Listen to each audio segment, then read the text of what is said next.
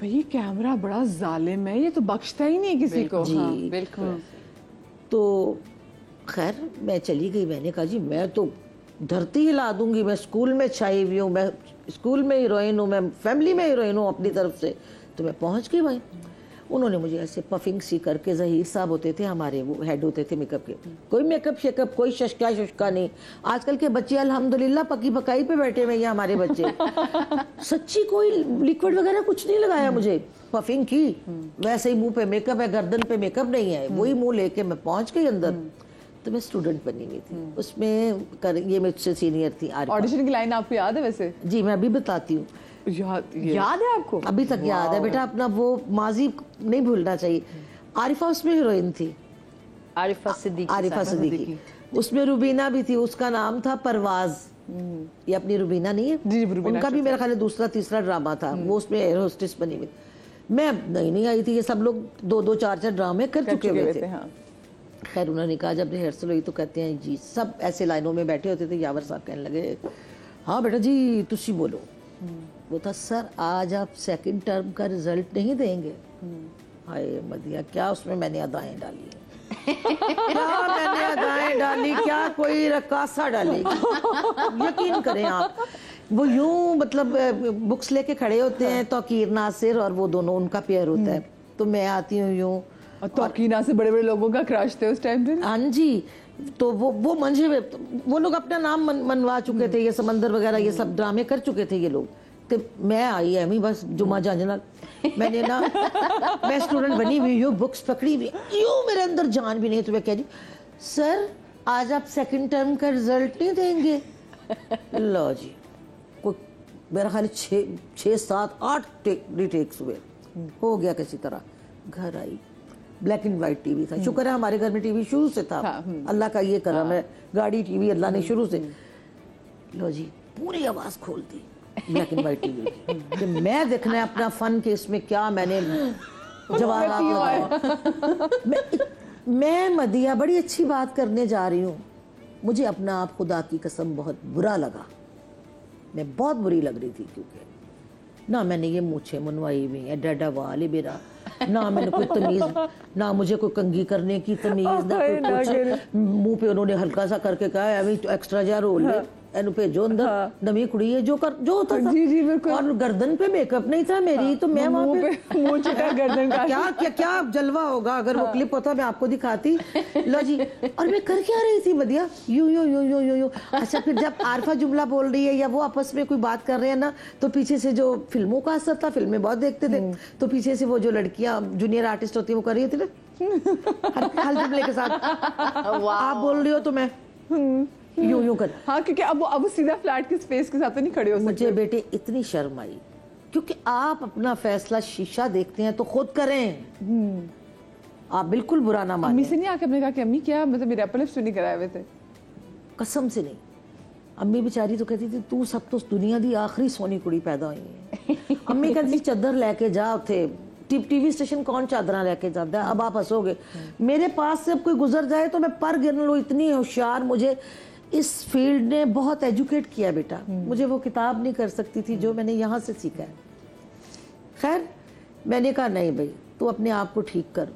फिर मैं छोटे छोटे रोल करने शुरू हुई। पीटी भी बहुत अच्छा था, मुझे निसार साहब ने दिया दुखों की चादर, नवाबपुर का वाकया था, अमजद इस्लाम अमजद साहब ने वो लिखा हुआ था, जिसमें सबा हमीद भी थी, उसमें सबा जी भी थी। तो ये सब मेरे सीनियर थे, सब ये जितने लोग हैं।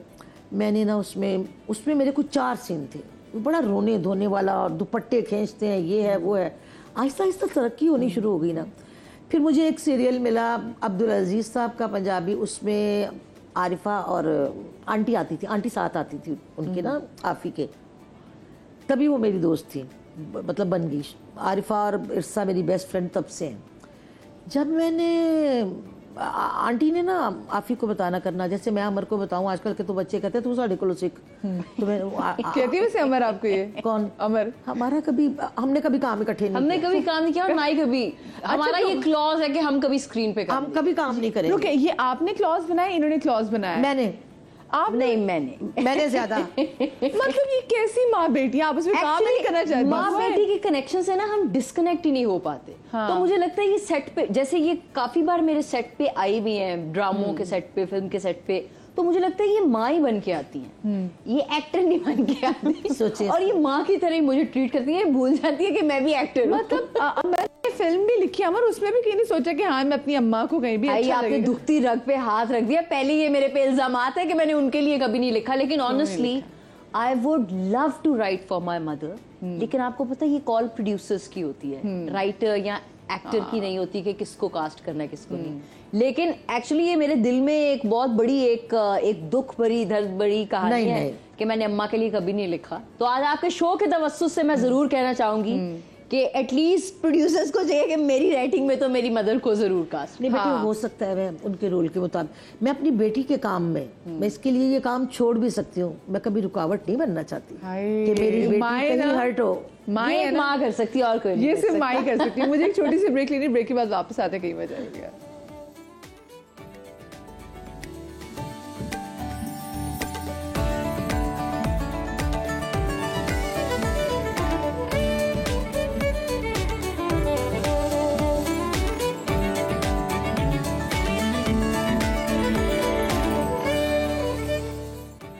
जी, ब्रेक के बाद आपको एक बार फिर से खुश आमदीद कहते हैं। फरिया जबीन साहिबा और हमारे साथ अमर खान हमारे शो में आज मौजूद है और आज हम थोड़ी अम्मा और बेटी की बॉन्डिंग के वाले से बात भी करें, इनके स्ट्रगल के वाले से बात भी करें।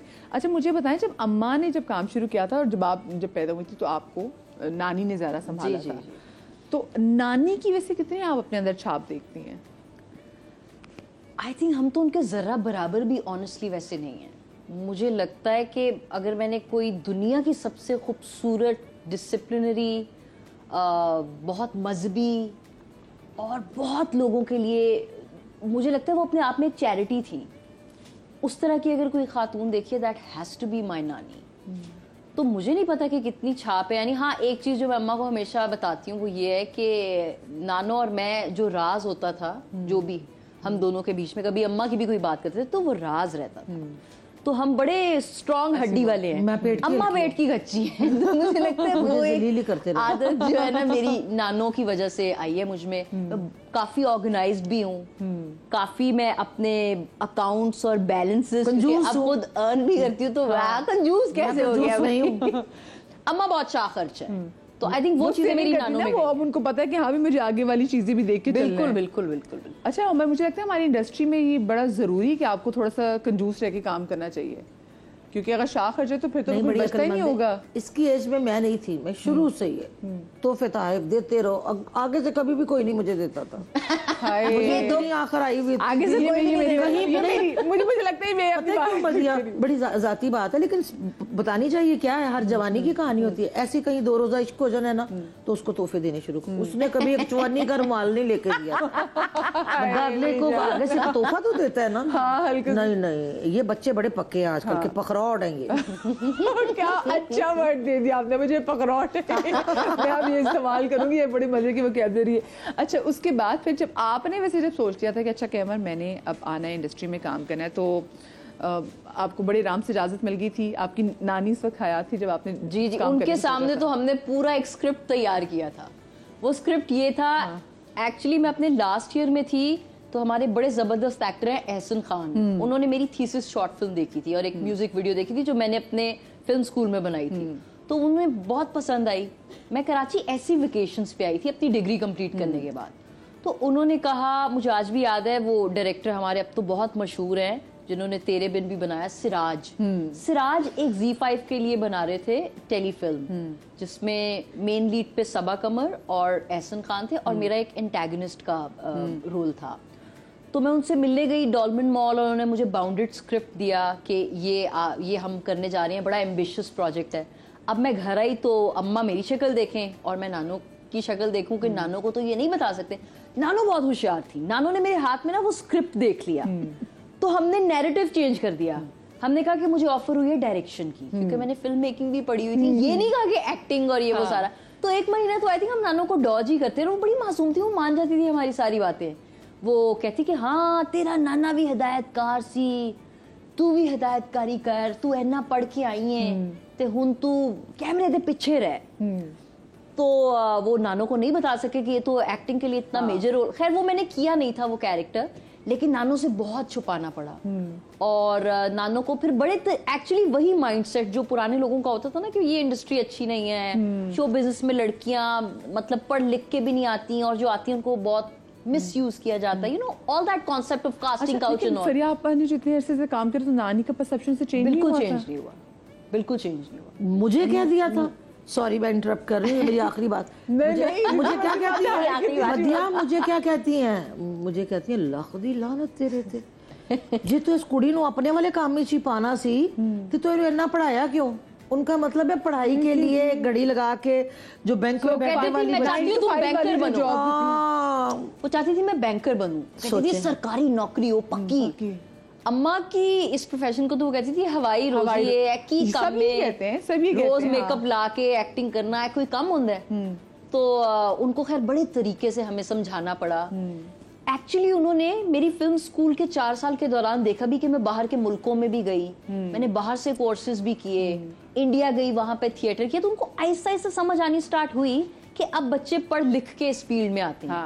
लेकिन उनको कन्विंस करना बहुत मुश्किल था।